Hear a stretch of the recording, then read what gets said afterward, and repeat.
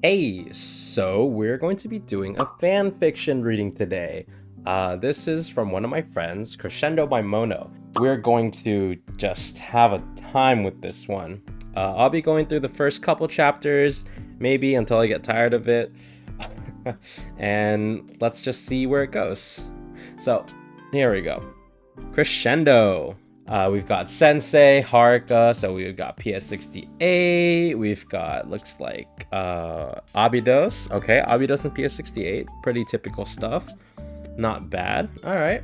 Alexis Solita, a homeschooled second-year student newly transferred to Kivotos, where halos shine as high as expectations. He knows he stands out for uncontrollable reasons, yet he searches for a personal answer to how he can integrate into this heavenly city. An anonymous music artist in a world that doesn't know what to make of him. He's brought his voice, his guitar, and a dream. How will Kivotos come to know this prodigy? Chapter 1, Unfurling Wings. 7:41, Friday. I'm just hoping for the best here. I want to touch upon my passion, just one more time. I've never done this before, but I have confidence. Maybe I have confidence. Isn't that what this song was meant to achieve? In an ordinary apartment complex within Shiratori City, an electric guitar strums to full volume. A young man, first person, third person, who knows, no older than 16, stands alone in a gray soundproof room. A single microphone stands in the picture. Eyes are shut, ears absorbing the building instrumentals as the opening to the song commences. I am not singing anything. A layered chant booms alongside the band, bellowing the song's name. Sampled vocals from this morning layered together into my own chorus. 2 weeks of tinkering and experimentation. It's time to seize the moment. Eyes shut as can be, I grip the crossbar of the microphone stand. As the interval clocks into motion, the instrumental suddenly drops to a simple guitar rhythm, as layered clapping and stomping seep into the opening verse. In a burst of accumulated will, I let my voice crash into the air. In no time, the pieces have fallen into place. Nothing beats the feeling of designing your own destiny. It's been a month since I've transferred to Kivotos for my musical studies. A majority of students worldwide are concentrated in these futuristic academies, and to my dismay, music theory was not standardized in the curriculums. They seem to be more concerned about the general basics, if anything. Still, it's a corner of this world that might bring forth fruit. Since I held no prior affiliation to any of these schools, I'm filed as homeschooled in the district student records. Kivotos is, to say, an enigmatic place to be. I couldn't pick my jaw off the ground when I was informed I'd be the only male student present, and frankly, I think this matter has dictated my experience here so far. There's no way I should justify any reason to get near the schools.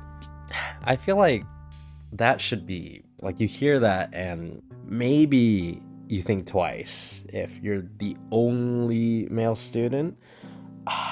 And first of all, maybe you'd have to think, okay, well, there's no male students and yet I'm still allowed to enroll.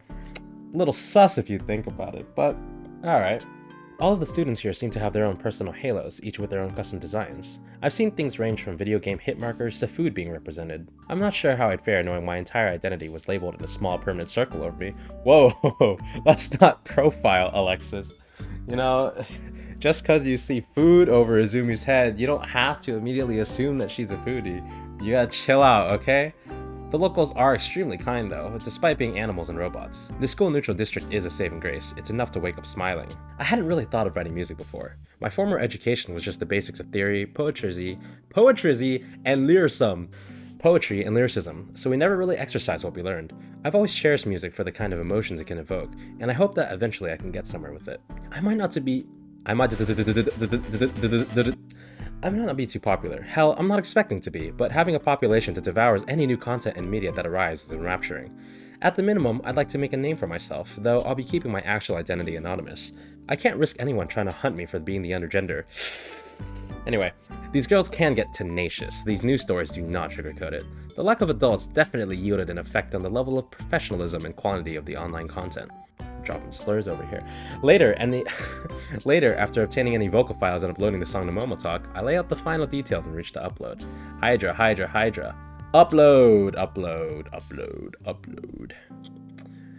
My index finger hovers over the pink button, frozen in limbo. It's as if I've yet to consider something. Why am I hesitating now? I've put my soul into this song, even if it's my first attempt. I thought I was more collected about this. What if I end up leaving a digital footprint that I can't erase? This feels like a declaration, a commitment, and it quite literally is.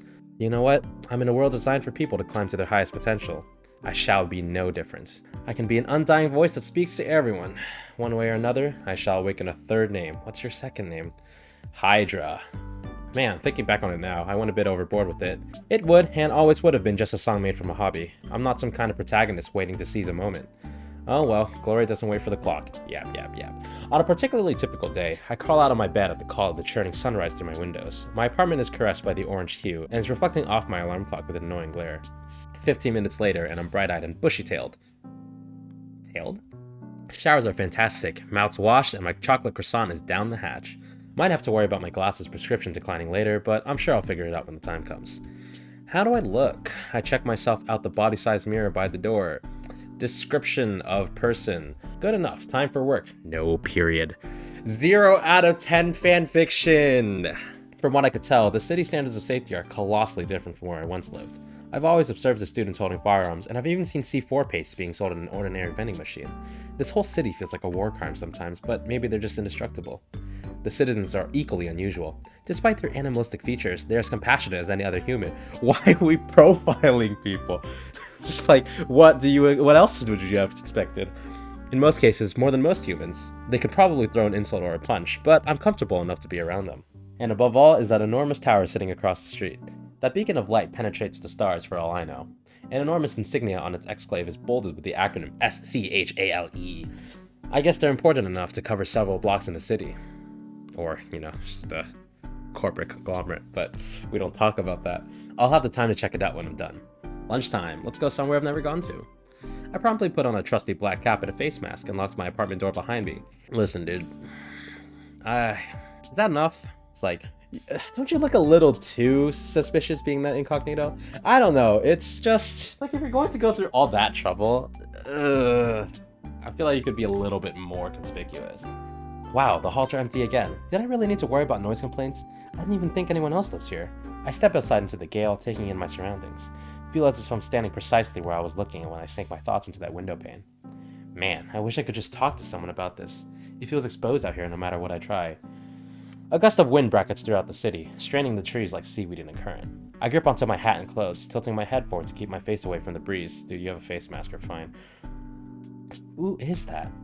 My eyes land on an unusually tall figure across the street from me, standing on that enormous tower's front steps. I can't tell if they're looking at me specifically, or if they too got slapped by the wind.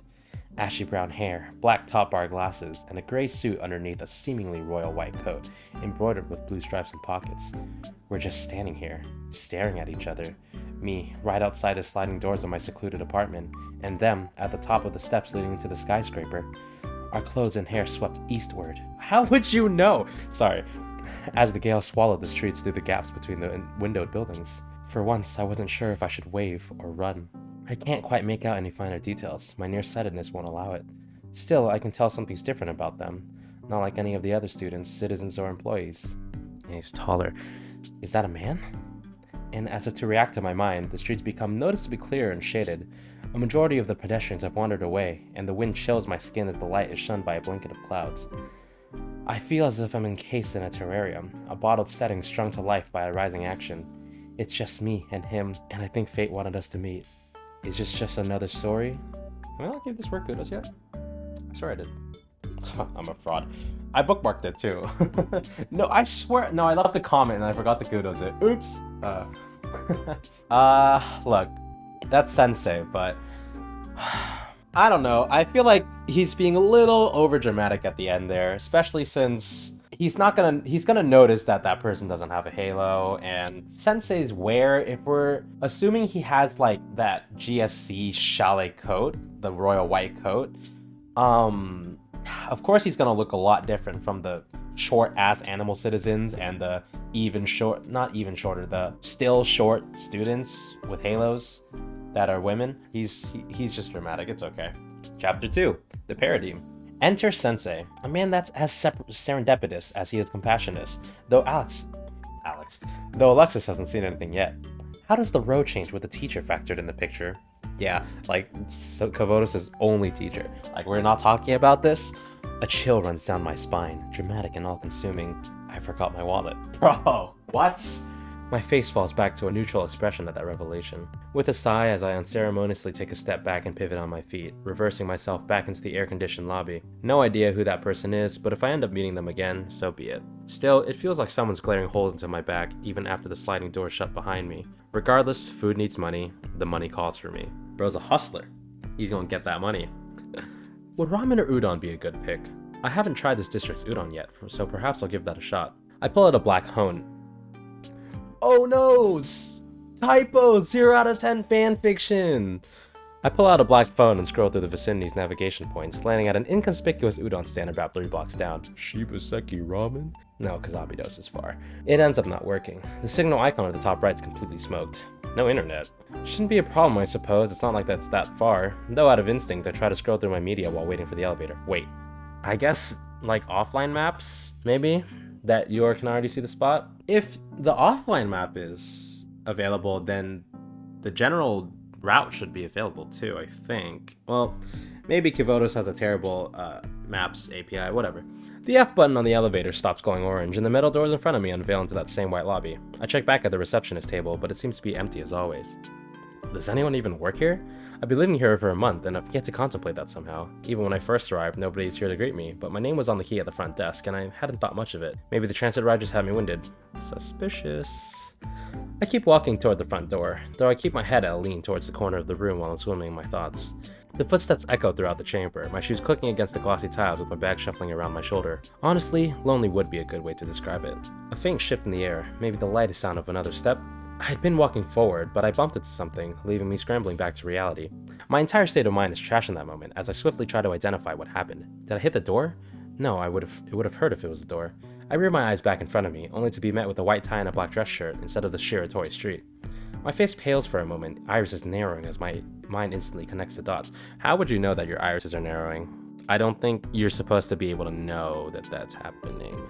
Especially if you're nearsighted, you're definitely not going to know that that's happening. This guy's so dramatic. With trepidation, yeah, dramatic. I scroll my head upwards to put a face to the suit, forgetting to update my expression. Alright, how are we gonna... We gotta give Sensei a voice, right? Do we give him a really deep and commanding, authoritative voice like, hello, hello? I can't do that. I just gotta speak like, hello. His voice is somewhat stern, but it's got an unusually mature tone. Oh, well, there you go. Definitely different from mine, though I genuinely forgot to respond. I feel like I'm staring at something I shouldn't be, despite it being another person.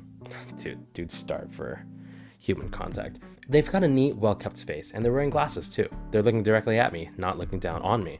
Same thing. You're short. I can't seem to stop looking at his steady eyes. That's a man. That's absolutely a man, and he's right here in my face. I'm sorry. My words get swallowed back down into the abysmal embarrassment it came from. I stare back to that same corner, despite being this close to him, letting my expression. Sorry, I was looking. I'm sorry. I step to the side of the man, trying to ignore the fact that he most definitely came over here to meet me. As I approach the glass doors behind him to get back to the street I was meant to be walking on already. Though that's not happening with the palm that's on my shoulder. Hey, wait. I want to ask you something. Admittedly, I'm feeling pretty sheepish right now. Honestly, talking to this guy might be harder than getting myself to upload that song the night before. I don't have time to contemplate the ramifications of this encounter though. He's waiting for a response. Sure. What would you like to know? I stare at him with a pretty neutral expression. He's wearing one as well, but it's the kind of expression that you see on someone who's spoken to people like this before. I'm sorry. If you're not comfortable with me, it's okay. You can continue with your day. I'm not sure how to proceed, but at least he seems genuine. No, it's alright. I'll speak to you. Are you a student? Yes, I am. Do you go to school? I'm tempted to ask why he wants to know, but I don't want to dig myself any deeper right now. No school. It's just me. I'm homeschooled.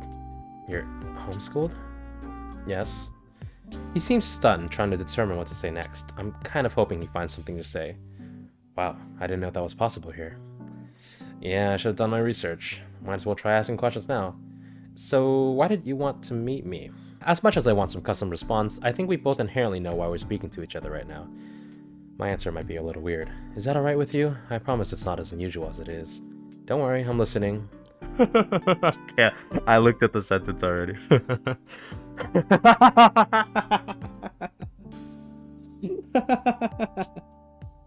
Okay. Okay, I could do this. It's because I have to like calm my voice, and so when I have to put on a voice, it's just so much harder.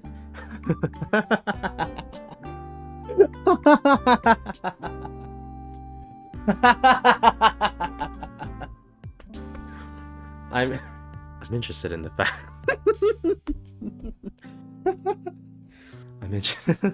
I'm interested in the fact that you're a boy. It's in bold text. I'm interested in the fact that you're a boy. No! Sensei, no! You can't say that! You can't say that!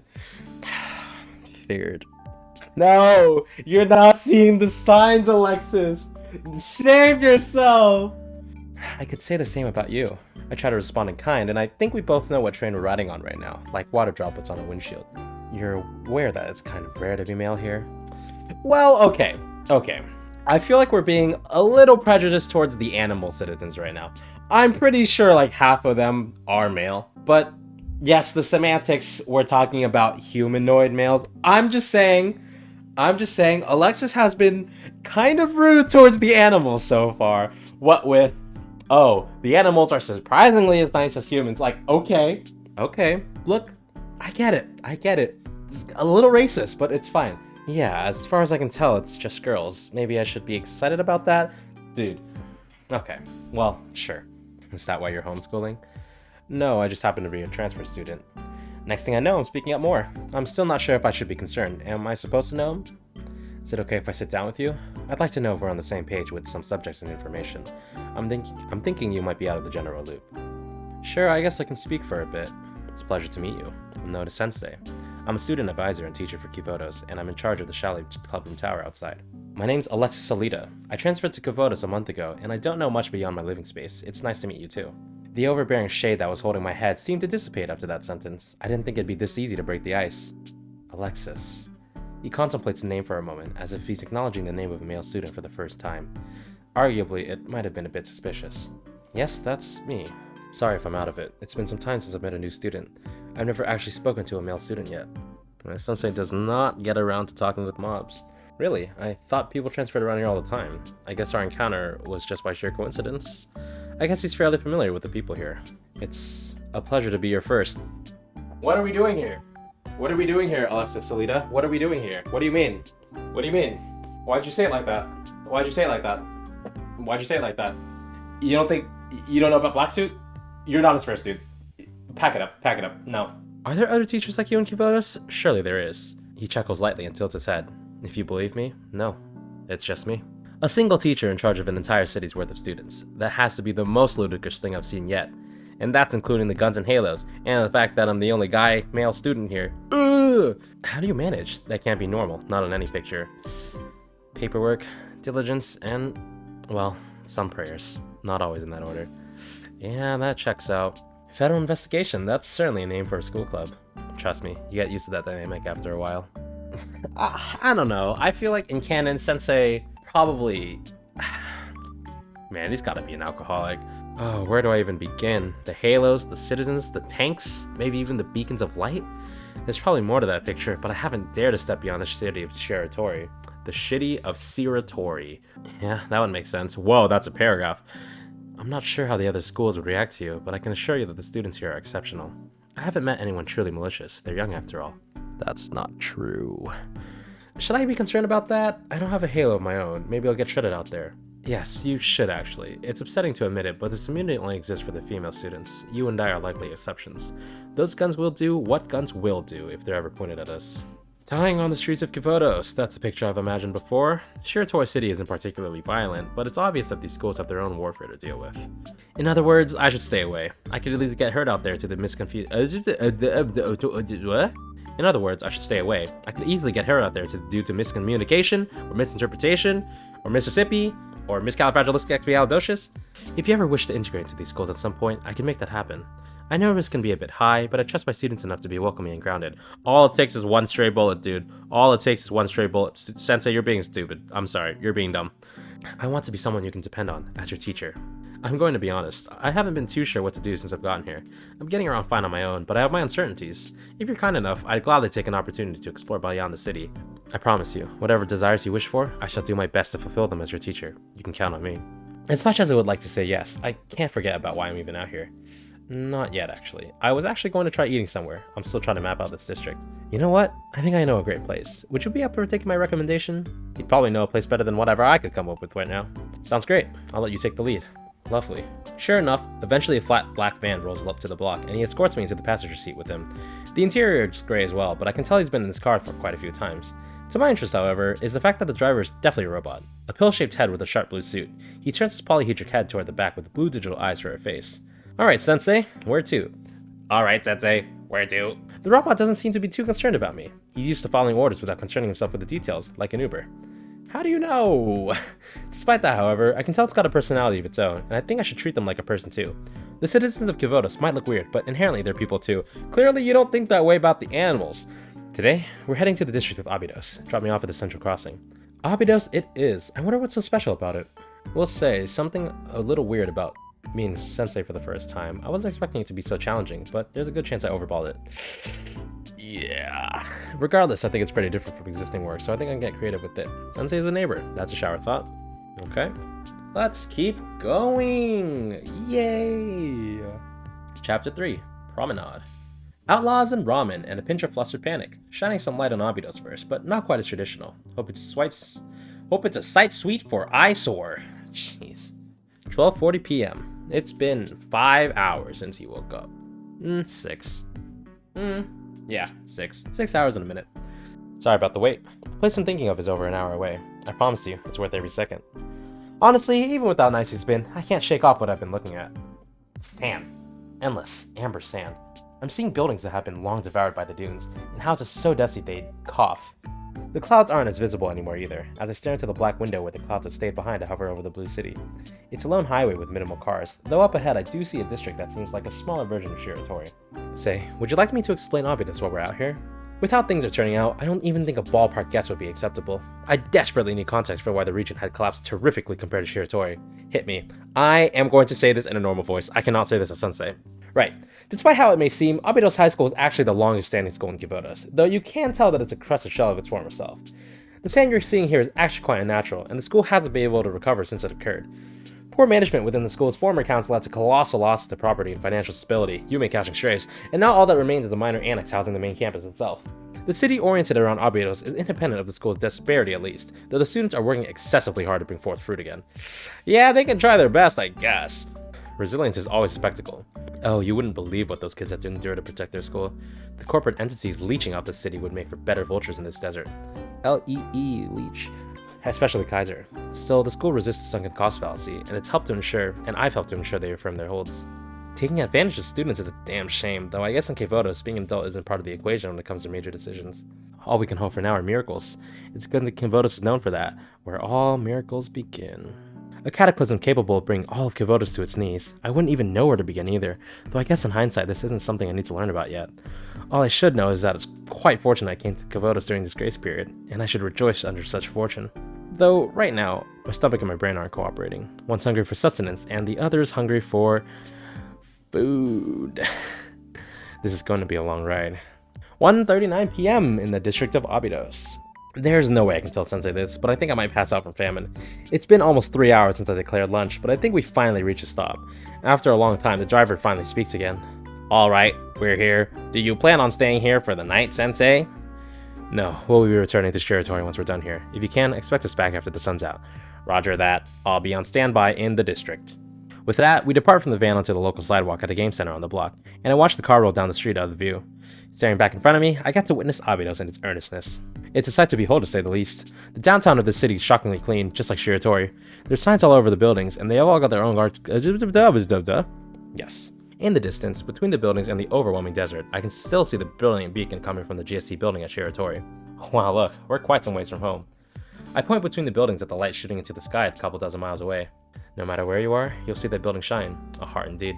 Alright, the place we're looking for is not far at all. Are you up for a short walk? Oh, you bet I am. No, he's not. He's starving. He's lying. Eventually, we make a right turn onto a street that's bordering a grassy park. And on the sidewalk in front of me, I can see a lonely stall that's perched at the center of the block.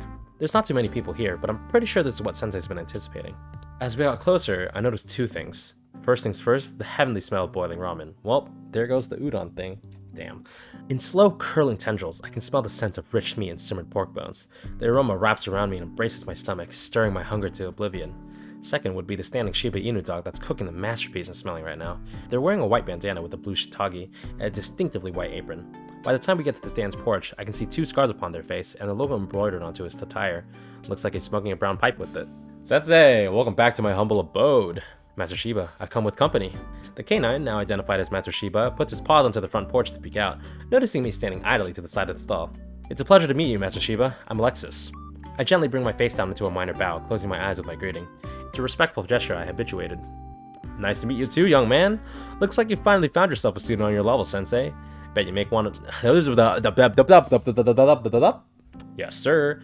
Bet you want to make a first impression out here, are we? He jokingly gestures at the one discernible commonality between the two of us. Well, I'm sure you can do just that. Let's get some food in that stomach. Don't worry about the bill, Alexis. Well, don't mind if I do then. I walk up to the stall and sit down on the elevated stool at the far right of the stall. There's about 7 other seats on the seating array, but I didn't bother picking one. Master Shiba triumphantly puts his paws on his hips and awaits an order. For now, let's go with 2 bowls. If you want more, you can get seconds. I'm hungry too, so let's kill some birds with 1 stone. Master Shiba nods of approval, and immediately hatches to his equipment to prepare the meals. Sensei sits 2 seats down for me, probably to give me some space. I feel like 1 seat apart wouldn't be too bad, but sure. I'm only noticing now how drenched my pants are, as the sweat accumulating under my shirt has finally crawled into a puddle. With how windy it was on the way here, I hadn't noticed the heat that's been swallowing me whole since I left the car. It's a desert, Alexis. Did you not think to change before coming here? You didn't know! You didn't know! You didn't know! You didn't know! Stop yapping to yourself. I look over at Sensei out of curiosity about my predicament. Yep, turns out he wasn't so ahead of it either. His gray suit is sticking to his skin in some places, and he's tied his coat around his waist like an inventoried hoodie. He glances over at me, probably noticing my mild discomfort. Hot? Oh, it's hot.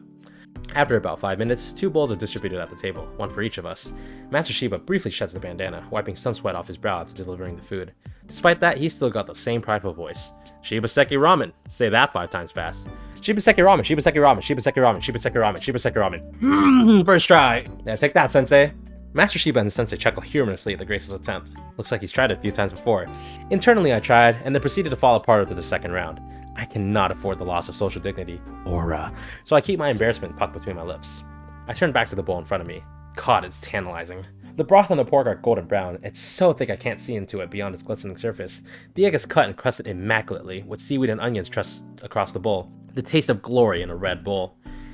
And in 20 seconds, no, you cannot down a bowl of ramen in 20 seconds. I don't care if there's a layer of fiction to this. It is just not possible. Look. Dude, I'll give you 2 minutes. I'd say 2 minutes is fairly quick. 20 seconds, you're lying.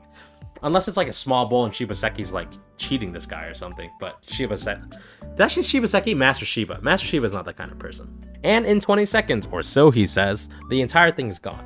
Every last organic piece of matter in this package is now swimming in my stomach, licked clean off the walls. I'm breathing heavily after inhaling the bowl in record time, satisfied beyond belief. Sensei, did you starve this kid? What? No. Well, maybe. Depends on how you define it. You just ate 700 yen in the time for you to break your chopsticks. That's what I'm saying. It's so bullshit. It's so false. It's so false. Hey, I specifically came all the way out here to feed him. I wasn't going to have him eat shiratori food forever. Trust me, I'm flattered you think of me so highly, but come on. Can I get seconds? 10 minutes later, there were 4 bowls stacked against the stall post. They were so spotless, they wouldn't need to be washed. Thank you. Good lord, thank you. I've never had ramen this good before. Ugh, I've never had food this good before.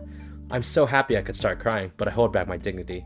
It's the best thing I've eaten since I've gotten here, and the feeling of breaking the monotony of eating out locally is unparalleled. Maybe I've just been starved of having lively cooked meals for once. I don't care what you tell me. You set this up.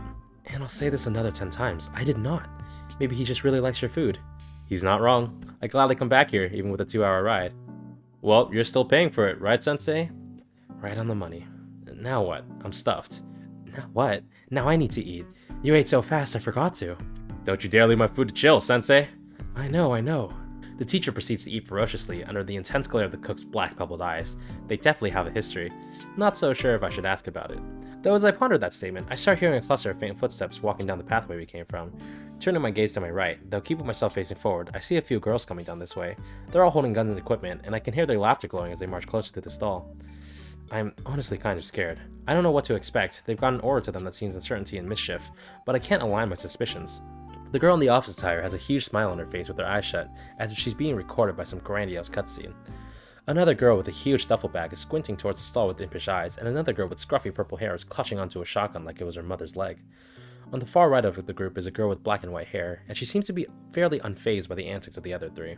I feel like I have to act as a reactionary response. I've never been this close to the female students before, and I'm absolutely not ready to gamble on it. Sensei, there's company. I want to move. I hurriedly scooch over to his side while he's eating, frantically wanting to evacuate from the encounter. My voice is fairly urgent, and he looks out to see who I'm talking about. He's on edge as well now, but I can't tell if it's because of me, or the girls, or perhaps a combo of both. With trepidation, I fold my hands on the stall and face forward towards the oven in front of me, keeping my face low so my hat shrouds my expression. I really don't want to be acknowledged by them, but I trust Sensei will divert my worries. Master Shiba doesn't seem too fazed by the girls though, so perhaps they're just regulars. Alright, this is Aru, right? Yo, Sensei! You're here too! Dude, like, how am I supposed to voice act Aru? Yo, Sensei! You're here too! Like, I just gotta be like, I gotta sound like enthusiastic and dumb, right? I'm sorry, Aru.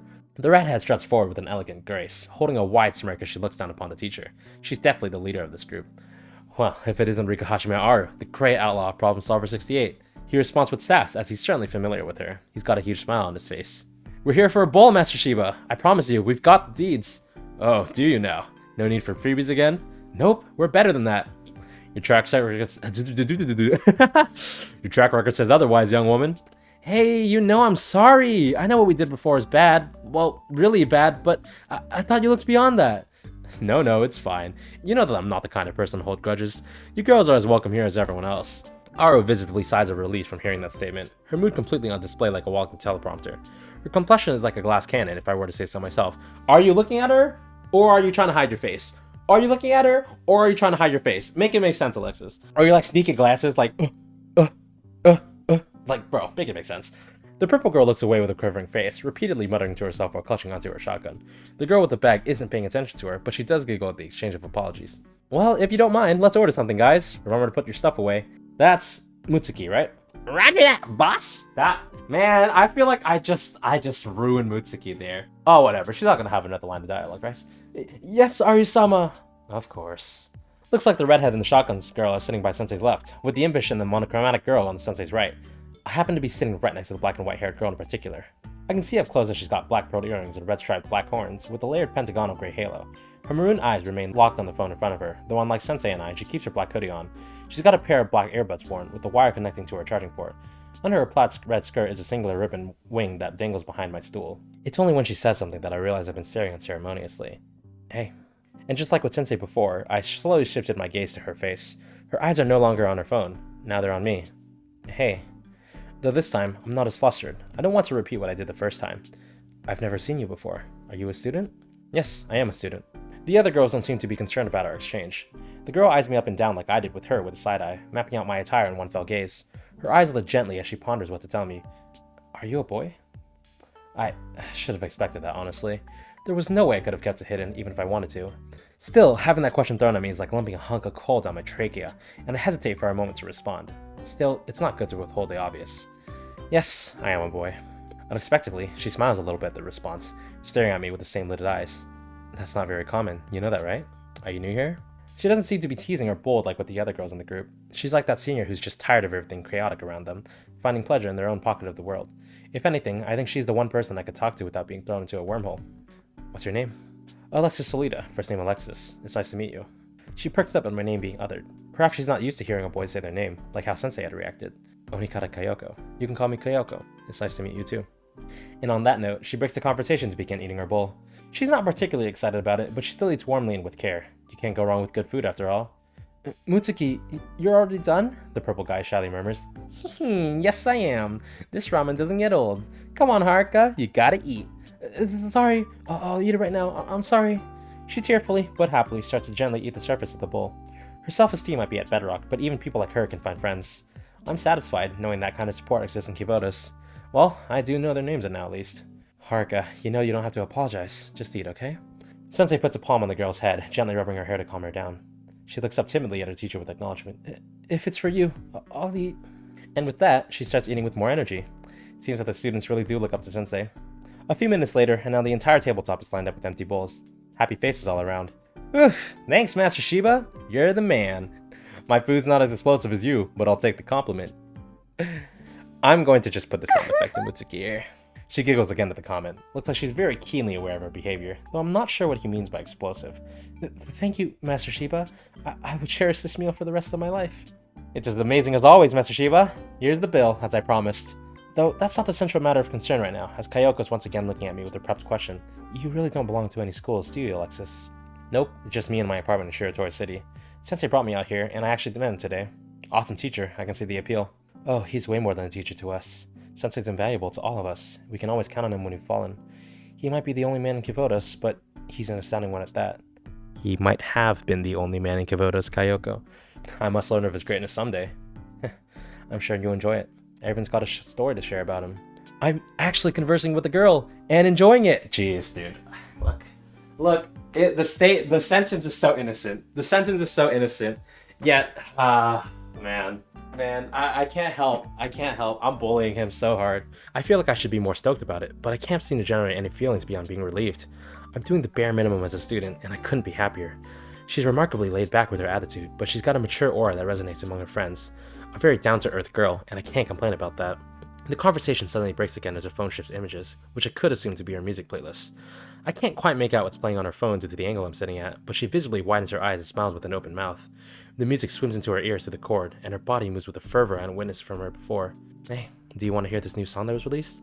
I added it to my playlist recently, and I can't help but get a burst of energy when I listen to it. It's not like the usual music I listen to, but it's captivating to indulge in. I don't have to will to cycle it out. It's simply fantastic. It's about halfway through, but the quality doesn't drop. Sure, I wouldn't mind. She nudges closer to my seat and pulls out the earplug from her right ear, pitching it with delicate hands and holding it out for me.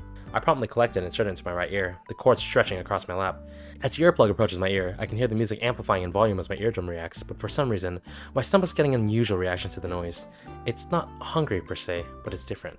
I can only describe it as like butterflies. Butterflies that flutter endlessly, writhing around on my flesh until their carcasses wither and drop. It's an enrapturing beat, one I'm familiar with, but I can't help but acknowledge a potent issue with the soundtrack. The clapping and stomping bracketing the background, the deep guitar riffs and percussion ripping into the listener's heart, and the potent mid-tone vocals echoing from the soul of the stinger. I can't bring myself to call it a good song, but not because I have any reasonable complaints. These instruments, these vocals, this production, the filtering, everything. That's me. It's all me. Every note, every instrumental choice, every syllable conglomerated into a systematic artwork. I can't help but feel warm and cold at once as my body fights for what is a priority with these circumstances. I don't know if I should feel ecstatic or terrified.